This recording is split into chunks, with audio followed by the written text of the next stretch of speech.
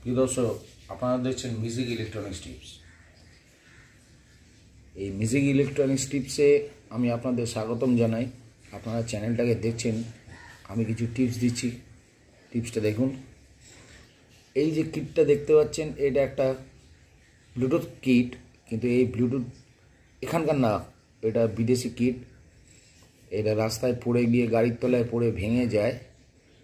তো আমি এখন চেষ্টা করছি এটাকে কি করা যায়। কিছু না করা গেলেও এর অনেক কটা জিনিসই ভেঙে গেছে, কিন্তু এর ডিসি লাইনটা পাওয়া যাচ্ছে, যেটা 4.5 ভোল্ট সাপ্লাই দেয়। আমি আপনাদের দেখাচ্ছি। তো এইটা কি কাজে আসতে পারে সেটা দেখুন।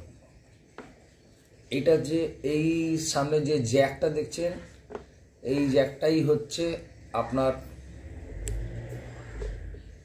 Charging Jack. খেয়াল করছেন বন্ধুরা, এখানটায় চার্জিং শো করছে। তো চার্জিং যখন শো করছে, তো আপনাদের ঘুরিয়ে দেখাই। আপনাদের কাছে যদি সোল্ডার আয়রন থাকে, সোল্ডার আয়রন ইউজ করবেন।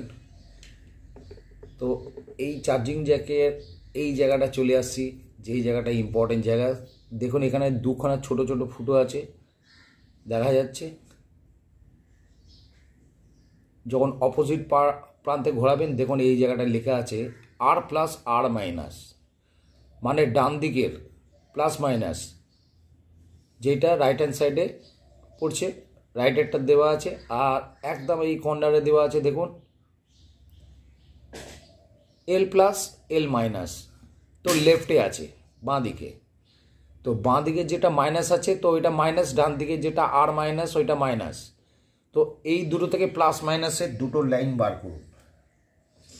যেমন কি যারা নতুন দেখছেন, মনোযোগ দিয়ে একটুখানি খেয়াল রাখুন। এই দেখুন, আমি দেখাচ্ছি। দুটো তার এমনি সোল্ডার করুন।